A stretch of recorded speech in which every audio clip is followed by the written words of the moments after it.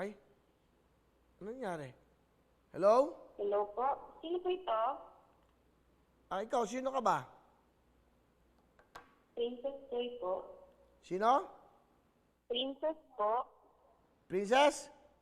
Opo. Oo. Princess, tiga saan ka? Kuya Will. Tiga saan ka, Princess?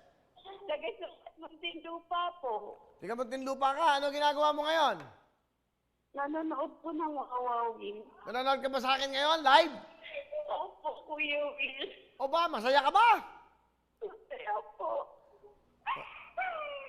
Ba't ka umiiyak? Nakakamurol po yung papa ko ngayon po. Ha?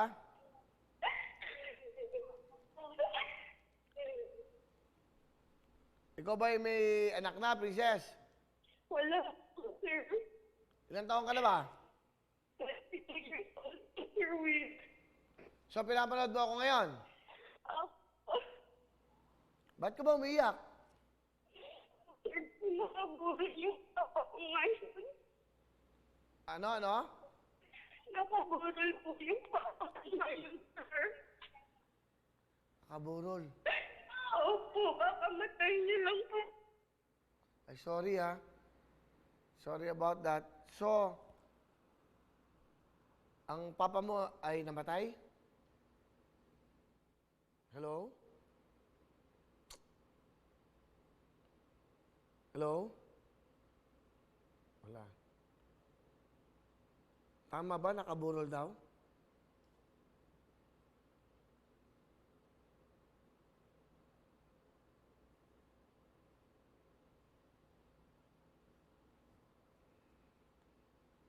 Tatawagan ko lang ho siya ulit. Medyo very emotional si Princess, no? Taga Muntinlupa siya, no?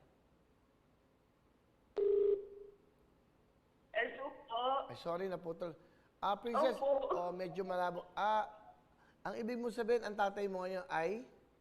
Nakaburol po ngayon dito po sa amin, sir. Nakikiramay kami sa'yo, ha? Opo. Kakamatay niya lang po nung April 6 po. Bali, ano ba kayo, 9? So, 3 araw na. Opo, ang masakit po dito, sir. Will na-hold pa po siya sa morgue for 2 days po. Bakit?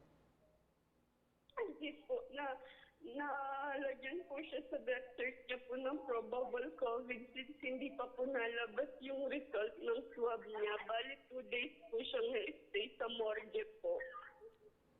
Ang father mo ba, if you don't mind, huwag ka naman magalit. Sa tanong ko, ano yung kinamatay niya? Kasi po nung magahan po, madaling araw ng Tuesday po, inaatake po. May sakit po kasi siya sa puso po. Hindi po namin nabantayan yung health condition niya since okay naman po siya palagi, masaya po palagi siya sa amin. Lagi po nagbibiro. Then, ayun po, naglalako lang po kasi siya ng baka since pandemic po. Wala po siyang trabaho. Jeepney driver po siya. Ayun po yung naging hanap buhay niya po dito sa amin para makasurvive po kami this pandemic, sir.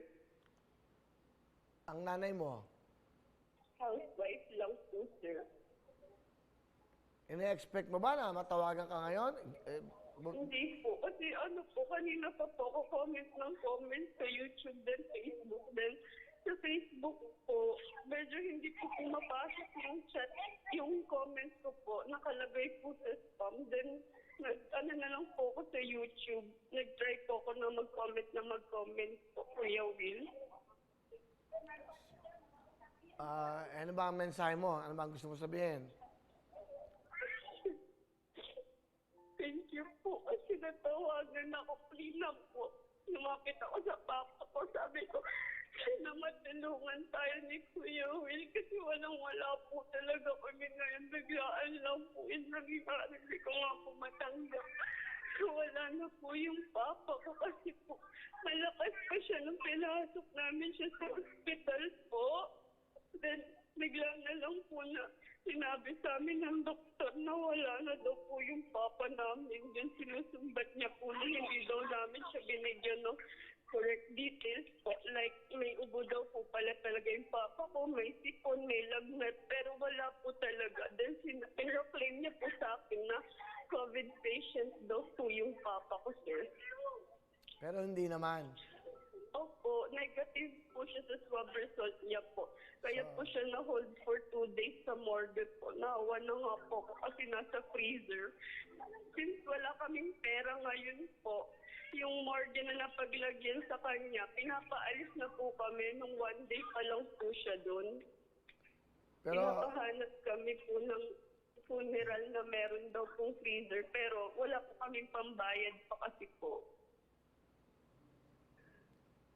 Ayun po, kahapon po, lumabas po yung swab result niya na negative. Awa ng Diyos po. kailan ba ililibing ang papa mo? Sa Monday po. Pero huwag kayong masyadong marami, ha? Di ba? Alam mo naman ang Opo, protocol. alam ko naman, for family lang naman po. Meron ka bang mensahe sa papa mo, if ever? Ano ba gusto mo sabihin? Alam ko na, pa.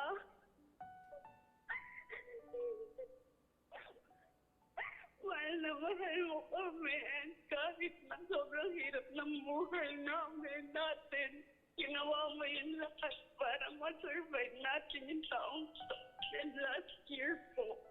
Kasi sobrang hirap na po na pinagdaan ng papa ko po.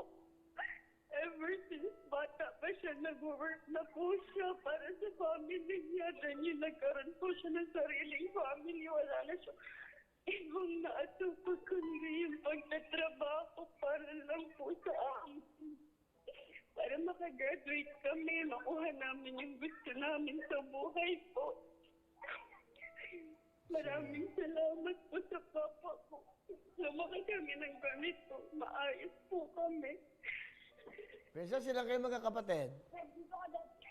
Yung ano po, sa mama ko, 2 po kami magkapatid na babae po. Meron po kasing anak yung papa ko sa una niya pong asawa. So, bali, wala kayong siyempleng pera ngayon. Paano yan? Paano papalibing? Ayun nga po, sir. Lumapit po ako sa government. Kaso, ngayong araw na to yung holiday po, wala po talaga akong napuntahan ni isa sa kanila po. Siyempre, maingat sila lahat. Alam niyo naman ngayon. Opo, Huwag ka sir. mag-alala. Parang gobyerno na rin kami dahil tumutulong kami sa gobyerno. Tumutulong kami sa ating mga kabayan. Sige, itong tulong namin sa'yo.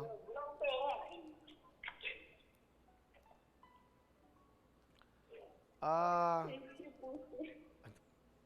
Sige, itong tulong ng wawawing tutuktuin sa'yo. At syempre kasama ang GMA.